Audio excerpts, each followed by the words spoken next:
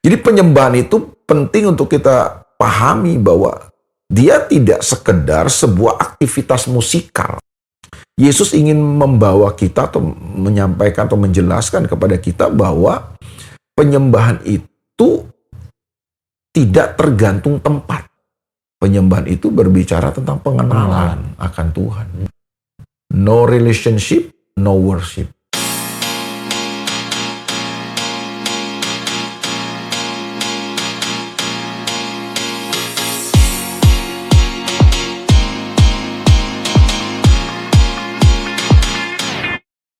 Shalom Bapak Ibu Saudara yang dikasihi Tuhan, puji Tuhan hari ini kita berjumpa lagi dalam program Garansi. Gali kebenaran sejati, membahas yang esensi, bukan yang sensasi. Saya berharap kita semua dalam keadaan baik-baik dan selalu diberkati Tuhan. Dalam segala hal Tuhan mencukupkan apa yang menjadi kebutuhan kita. Masih bersama dengan seorang hamba Tuhan yang dipakai Tuhan luar biasa, yaitu Kak Elia Makarawung. Apa kabar Kak Elia? Puji Tuhan, aman Bet. Puji Tuhan. Haleluya, diberkati Tuhan kita selalu. Haleluya. Aman sentosa Kak. Aman. Haleluya. Karena aman kita jadi amin. Haleluya, ya kan. Haleluya. Bersama Tuhan kita aman. Amin, amin dan aman. Puji Tuhan. Nah, gini Kak El, ada sebuah topik yang gue rasa perlu diangkat ya. Artinya, apa nih kita mau bahas apa nih Bet? Gini Kak, jadi di dalam gereja ya, ini bukan gereja non-karismatik. Kebetulan kan kita sama-sama melayani di gereja-gereja yang terbuka terhadap pujian penyembahan. Nah, kadang-kadang dalam pelayanan itu ya, waktu kita, atau katakanlah seorang worship leader, kemudian masuk dalam sebuah pujian yang pelan ya, pujian worship dalam tanda kutip.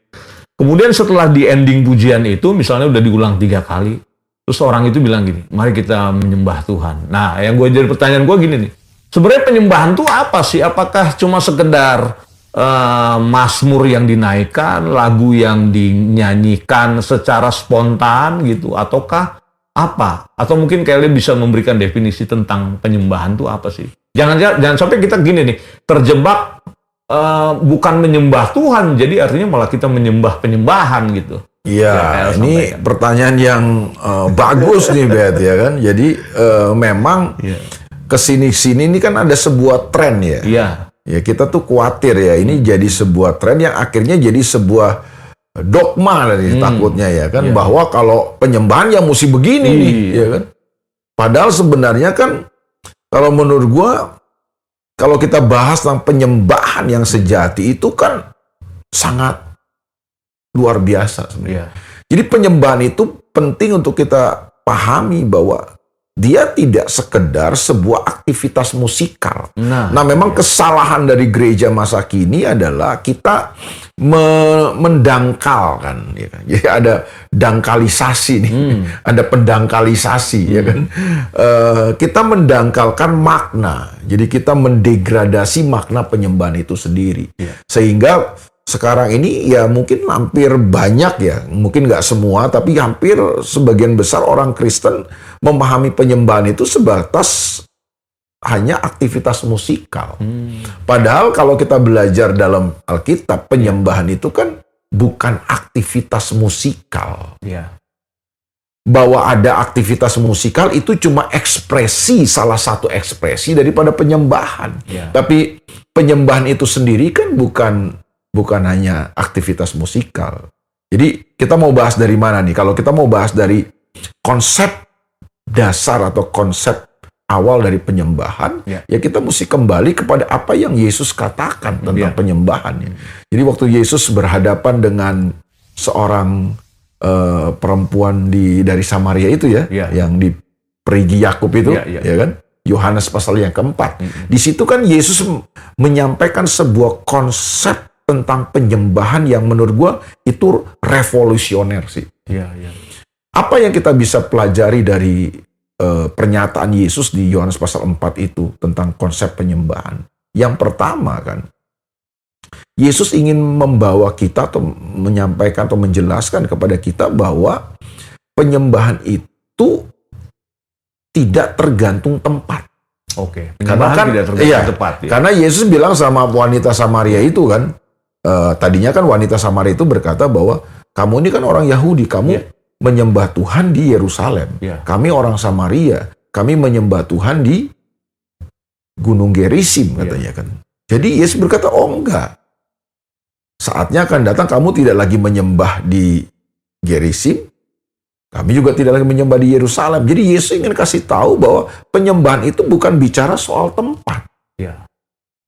Iya kan? Nah, sementara gereja sekarang membatasinya dan memahaminya penyembahan itu hanya di dalam ruang gereja, tempat ibadah. Ya. Padahal kan penyembahan itu harus terjadi dalam seluruh kehidupan kita kan. Betul. Jadi itu konsep pertama yang Yesus mau kasih tahu buat kita bahwa penyembahan itu adalah bukan soal tempatnya, tapi penyembahan itu harus terjadi dalam seluruh kehidupan kita. Nah, itu gimana caranya supaya penyembahan itu terjadi dalam seluruh kehidupan kita, secara real gitu? Iya, makanya kan Paulus kemudian menjelaskan itu kan dalam Roma pasal 12 ayat 1 kan, persembahkanlah tubuhmu sebagai persembahan yang hidup, yang kudus dan yang berkenan kepada Allah, karena itu adalah ibadahmu yang sejati. Jadi penyembahan seluruh kehidupan kita tuh artinya dimanapun kita ada. Kita sebagai suami, kita sebagai istri, kita sebagai ayah, kita sebagai ibu, kita bekerja di kantor, kita melayani di gereja, kita dimanapun harusnya di dalam tengah-tengah masyarakat.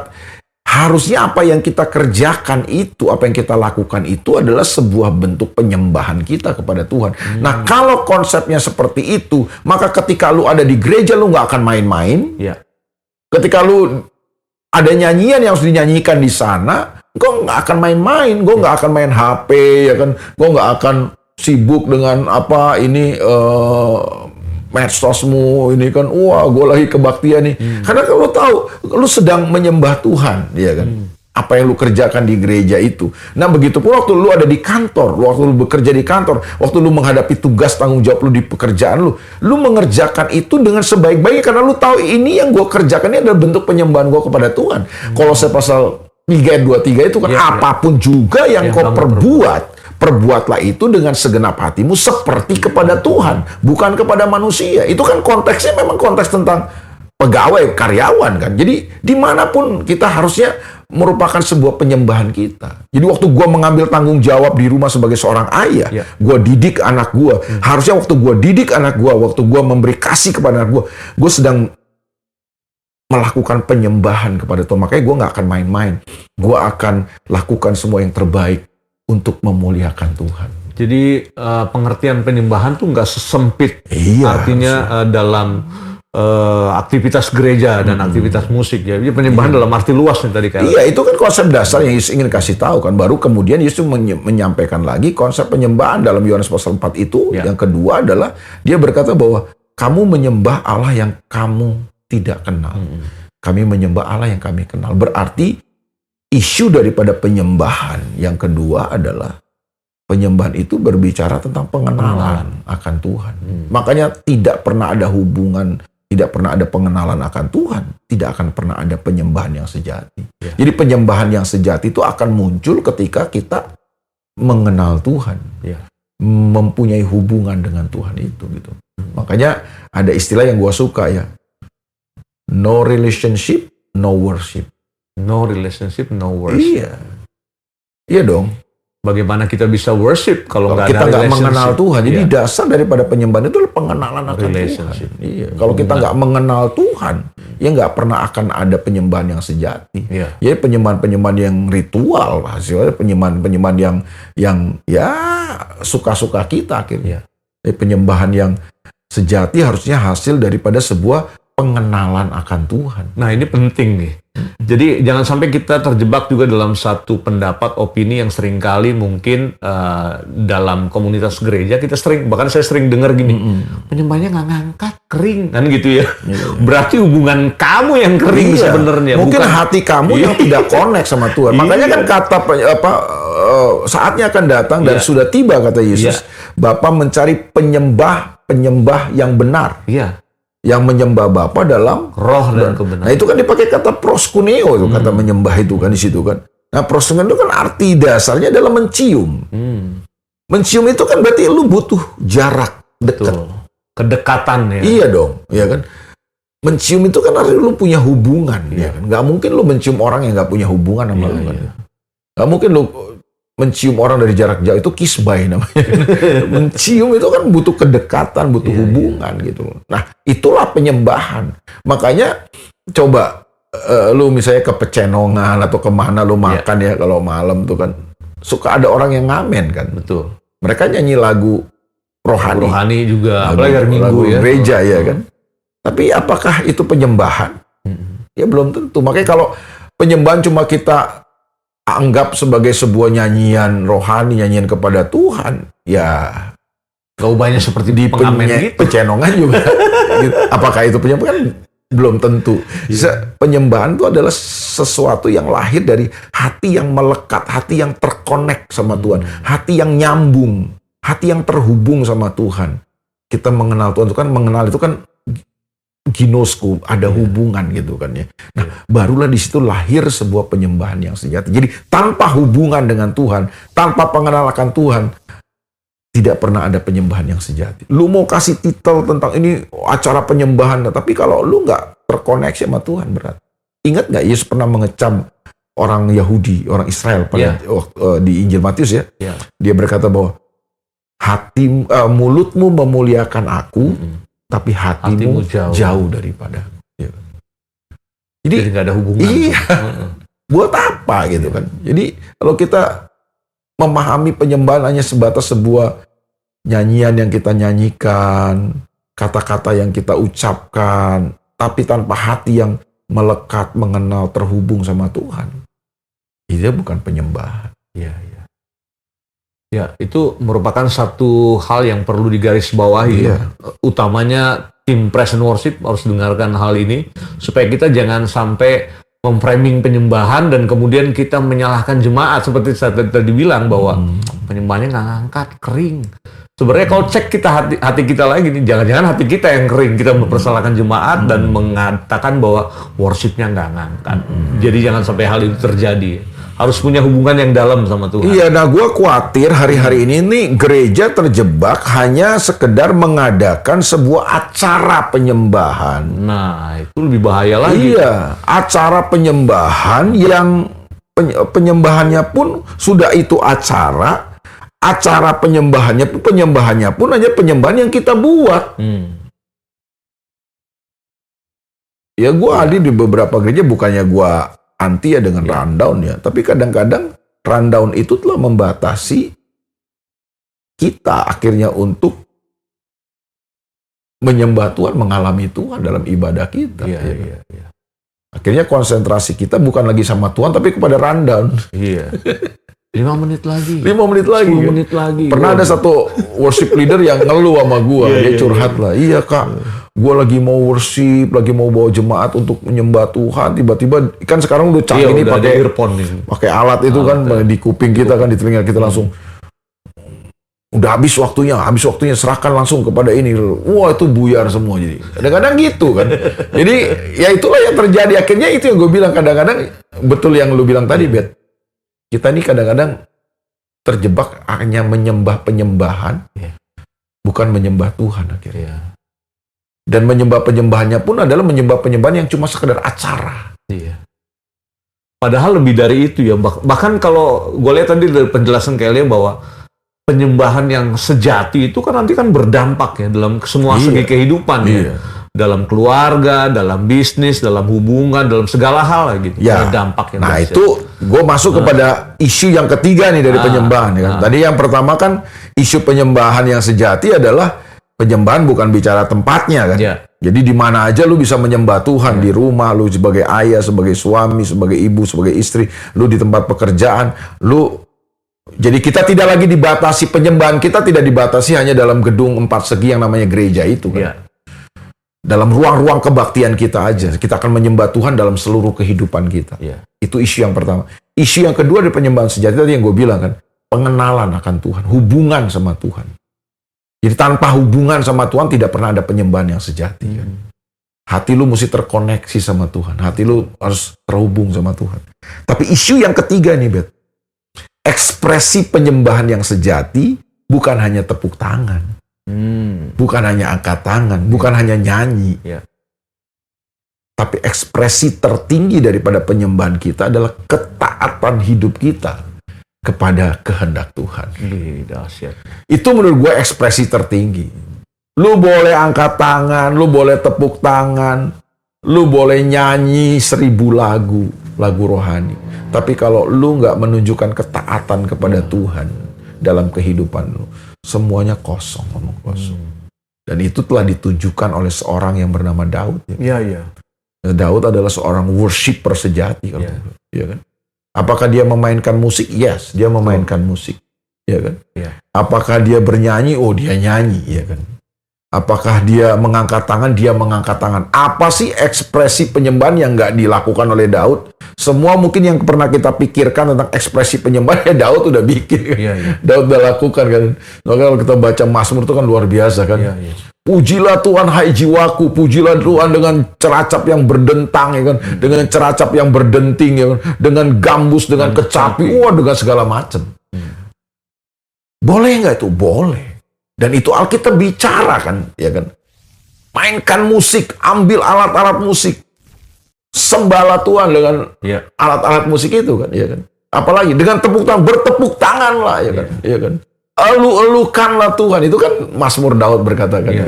Angkatlah tanganmu ke tempat kudus, ya kan gitu, kan? Angkat tangan, sujudlah engkau, ya kan? Sujud, ya kan? Segala itu macam ekspresi, ya. Udah di Daud, ya. Itu bagus aja, tapi menurut gua ada sebuah ekspresi yang lebih tinggi daripada semua itu di hadapan Tuhan. Yaitu ketaatan hidup lu itu pada Tuhan. Nah, itulah esensi penyembahan. Jadi esensi penyembahan bukan tempatnya, tapi siapa yang kamu sembahnya. Tuhan harus jadi pusat kita, kan, bukan tempat. Yang kedua adalah pengenalan akan Tuhan, hubungan sama Tuhan. Kalau nggak ada itu ya bukan penyembahan. Kalau hati lu nggak terkoneksi sama Tuhan. Yang ketiga adalah ketaatan hidup lu merupakan ekspresi daripada penyembahan yang tertinggi. Dahsyat, luar biasa. Jadi pada akhirnya penyembahan tanpa ketaatan itu bukan penyembahan sejati, berarti. Bukan penyembahan yang sejati.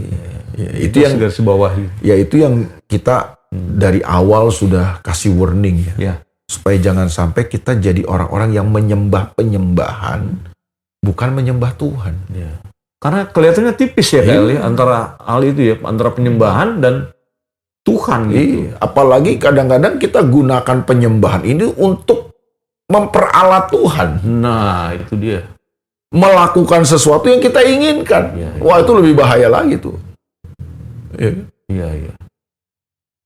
Jadi kita kadang-kadang menggunakan penyembahan untuk mendapatkan apa yang kita inginkan dari Tuhan. Jadi kita kayak memperalat Tuhan, kan, dengan penyembahan kita, gitu. Ya, seolah-olah kita paksa-paksa Tuhan untuk melakukan keinginan kita. Padahal kan sebenarnya penyembahan itu harusnya adalah sebuah wujud penaklukan, penundukan diri kita kepada Tuhan, kan. Nah, kalau kita taklukkan diri kita, penundukan diri kita sama Tuhan, berarti kan artinya gini, kita siap apapun kehendak Tuhan yang Dia mau nyatakan, kita mau kerjakan. Nah, itu ya gue bilang ketaatan kita itu merupakan ekspresi tertingginya. Jadi bukan bicara soal musik, bukan soal tempat, soal lagu, bukan masalah aktivitas ibadahnya, tetapi pada akhirnya ujungnya adalah ketaatan. Gitu, ya. Bahwa gue setuju bahwa di gereja kita perlu bersama-sama secara korporat, kan, kita menyembah Tuhan, ya kan, lewat lagu-lagu dan nyanyian-nyanyian yang sudah disiapkan. Oke, tapi jangan sampai kita terjebak kepada ritualnya. Jadi akhirnya gini, lagunya jadi penting, ya, kita penting lagunya, musiknya. Bahkan di framing gitu, gini, artinya kalau lagunya pelan itu pasti worship atau penyembahan. Kalau lagunya cepat itu bukan worship kayaknya. Jadi ini kita bahas ini kan bukan berarti juga kita asal-asalan dalam kebaktian. Enggak lah, ya Tuhan kan mau kita do the best. Jadi kalau kita punya hubungan sama Tuhan, kita selalu punya kerinduan untuk melakukan yang terbaik. Nah, yang terbaik dari Tuhan itu kan sesuatu yang keluar dari hati kita harus. Kalau dari hati kita nggak mungkin kita main-main lah. Betul. Sampai penyembahan itu artinya antara hati kita dan hati Tuhan tuh terkonek. Kita mengalami Tuhan, kan itu kan penyembahan itu, kan. Iya sih. Jadi gitu, bukan sekedar kita memuji Tuhan oleh karena mungkin karena udah kebiasaan tiap minggu begitu, Jadi kalau nggak ada penyembahan dulu kayaknya nggak afdol kebaktiannya gitu. Jadi jangan sampai terframing begitu. Penyembahan itu penting. Ya. Kita harus, penyembahan itu penting lah. Makanya penyembahan harus menjadi sesuatu yang penting dari bagian ibadah. Cuma jangan sampai penyembahan kita terjebak kepada ritual, penyembahan kita terjebak kepada metode, penyembahan kita terjebak kepada acara. Iya kan? Jadi kita cuma sebenarnya bukan menyembah Tuhan, kita menyembah acara penyembahan kita.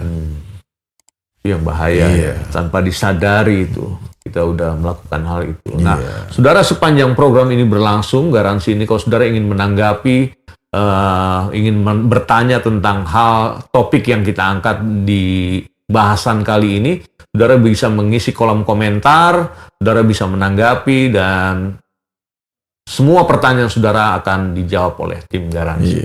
Ada fenomena juga yang gue lihat sekarang di gereja sekarang ini juga gitu. Kalau penyembahan dibuat redup, remang, ya kan? Dibuat gelap, ya kan. Terus musiknya dibikin. Iya maksudnya, iya boleh-boleh aja sih. Cuma maksudnya tujuannya apa ya gitu? Ya kan? Nah kalau mati lampu terus kemudian musiknya nggak nyala gimana? Nggak, apakah maksudnya gini? Apakah dalam kondisi penerang atau ruangan yang terang terus kita nggak boleh menyembah, kita nggak bisa menyembah? Itu yang gue takut tadi gue bilang. Jangan-jangan gereja hari ini telah menyembah acara penyembahan, bukan menyembah Tuhan lagi. Betul.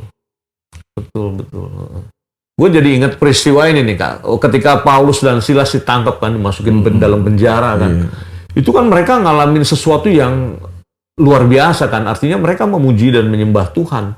Bahkan sampai kejadian sendi-sendi penjara katanya goyah gitu. Padahal di dalam penjara. Padahal dalam penjara tangan dan kaki mereka terpasung gitu. Tidak ada alat musik. Iya, nggak ada alat musik. Berdua aja tuh, tapi dahsyat itu sampai menggoncangkan tahanan penjara itu ya waktu itu. Itu luar biasa itu. Mereka ngalamin beberapa unsur yang tadi Kelly sebutkan. Dan juga karena mereka taat karena pemberitaan Injil, akhirnya mereka dipasung di penjara. Bahkan kalau lu baca deh di dalam Amos ya. Ini ada sebuah kisah yang tragis ya menurut gue ya tentang bangsa Israel yang melakukan ibadah penyembahan, ibadah raya, kumpul, tapi ternyata Tuhan nggak suka dengan apa yang mereka lakukan. Iya, Amos pasal 5 ya, ayat 21 coba. Amos pasalnya yang kelima ayat 21. Judul perikopnya apa tuh? Judul perikopnya oleh Lembaga Alkitab Indonesia diberi judul Ibadah Israel dibenci Tuhan. Kok bisa? Benci Tuhan. Ibadah Israel dibenci Tuhan. Jadi Israel bikin ibadah, tapi menyelenggarakan ibadah, mereka pikir ibadah ini akan menyenangkan Tuhan, tapi justru Tuhan membenci. Iya. Oke, ayatnya berbunyi seperti ini ya. Amos pasal 5 ayat 21. Aku membenci, aku menghinakan perayaanmu. Ibadah raya nih mereka. Ibadah raya kan? Dan aku tidak senang kepada perkumpulan rayamu. Itu dia kan. Jadi ibadah raya nih, perkumpulan raya nih kan. Terus ayat 22 berkata demikian. Sungguh, apabila kamu mempersembahkan kepadaku korban-korban bakaran dan korban-korban sajianmu, aku tidak suka. Waduh. Dan korban keselamatanmu pun berupa ternak yang tambun, aku tidak mau pandang. Jadi kan dalam ibadah mereka itu kan mereka mempersembahkan korban sebagai ritual mereka tuh kan. Ada korban, bahkan Alkitab itu bilang, kitab Amos bilang mereka mempersembahkan lembu yang tambun sebagai persembahan. Ini kan berarti kan luar biasa nih persembahannya nih kan, nggak main-main kan. Tapi Tuhan bilang aku nggak mau lihat. Aku muak dengan semua itu gitu. Terus ayat berikutnya. Ayat 23 mengatakan demikian. Jauhkanlah daripadaku keramaian nyanyian-nyanyian. Lagu gambusmu tidak mau aku dengar. Aduh, saudara-saudara. Ibadah dibenci Tuhan nih. Mereka nyanyi. Tapi Tuhan bilang, jauhkan nyanyianmu itu dari aku nih. Aku bising kupingku ini kan. Terus waktu mereka main musik, wah, Tuhan nggak mau dengar. Tuhan nggak mau dengar, Tuhan tutup kuping. Kenapa begitu, Bet? Apa yang salah? Apa yang salah? Gitu. Dari sisi korban, udah pilihan tuh. Luar biasa. Perkumpulan raya, ini pasti banyak kan orang ya kan. Dihadiri banyak orang. Mungkin mereka udah siapkan juga dengan event organizer yang luar biasa. Iya. Rundown-nya udah disiapkan Iya, luar disiapin. biasa. Lagu-lagunya juga udah disiapkan. Secara teknis oke. Musik udah di aransemen mungkin kan dahsyat. Ya. Tapi Tuhan bilang, aku muak, aku tutup kuping, aku nggak mau dengar semua. Iya. Apa persoalannya? Persoalannya. Ada di ayat 24 jawabannya. Nah, ini ada Ini 24 nih, dia. saudara. Ini kata Tuhan nih. Tetapi biarlah keadilan bergulung-gulung seperti air, dan kebenaran seperti sungai yang selalu mengalir. Nah, dari ayat ini kita tahu, Ben, mereka kelihatannya menyembah Tuhan, mereka kelihatannya beribadah lewat nyanyian dan lagu-lagu mereka, tapi sayang kan, Iya.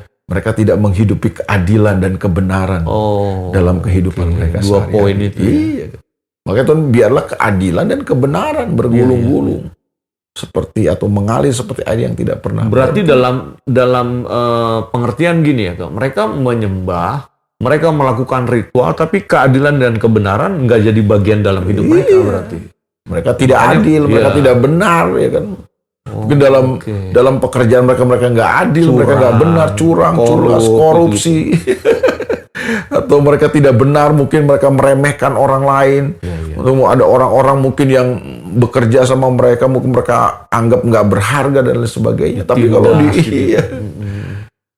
ada ketidakadilan yang mereka lakukan, ada ketidakbenaran.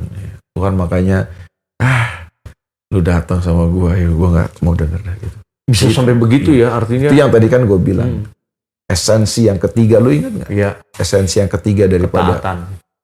penyembahan itu.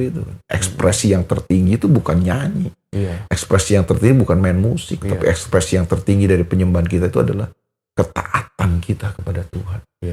Dan kehendaknya.